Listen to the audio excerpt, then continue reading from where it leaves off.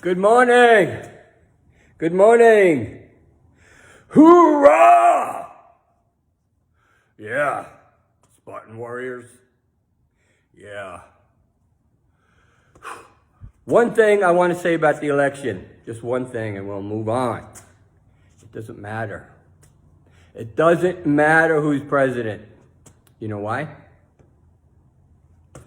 Because God's still the king. That's all that matters, right? That's all that matters. Anyways, let's talk about messages today. Speaking of which, the Lord, right? How many times does he send us messages and we ignore them? And then sometimes it can cost us, right? The reason why I bring that up is this morning, I got into my car. It's like 4 o'clock. Got into my car and someone had gone through my stuff. The console, the glove box, threw everything around. And, you know, I had a few bucks in there, whatever it was, and they took that.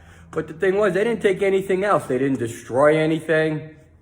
I mean, I had knives and weapons and stuff in there for protection. They didn't take any of that stuff. They didn't put coals or cut up anything. And the thing was, why it's a message is because it's been happening here and there in my neighborhood, and I just never lock my car. You know, my thing is, if you need it that bad, take it, right? So maybe now I'll start, maybe now I'll start locking my car, you know. So that was a message. Not so bad, right? Here's a bigger message I got, and I ignored, and it almost cost me my life, right? I've talked about it before. Some of you might remember. Some of you don't even know who the heck I am, but that doesn't really matter if you know who I am. This you need to listen to.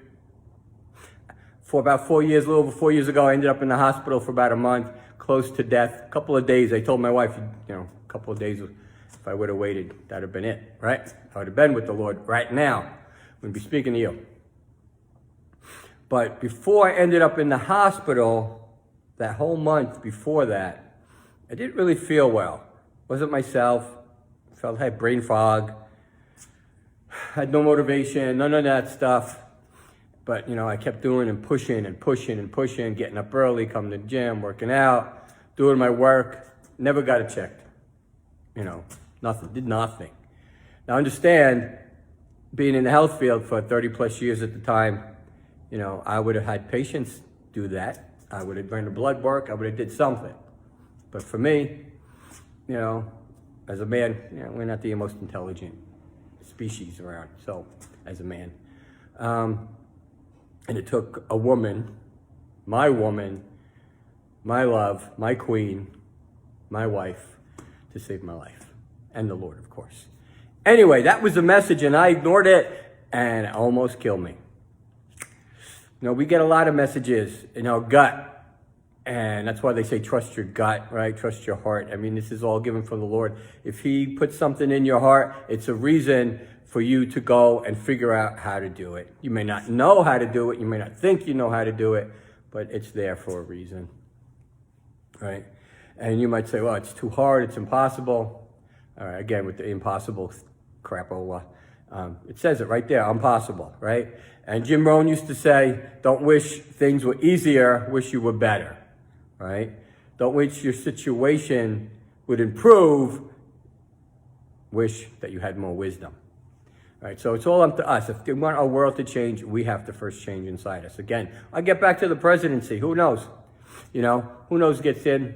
And it's up to us inside. We got to change our insides to change our outsides. So listen to your messages. They're there for a reason. And they will help you in your life.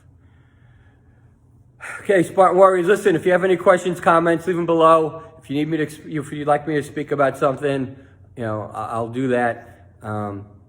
So right now, no fear, no excuses, no limitations. Be blessed, warriors, but most of all, be a blessing.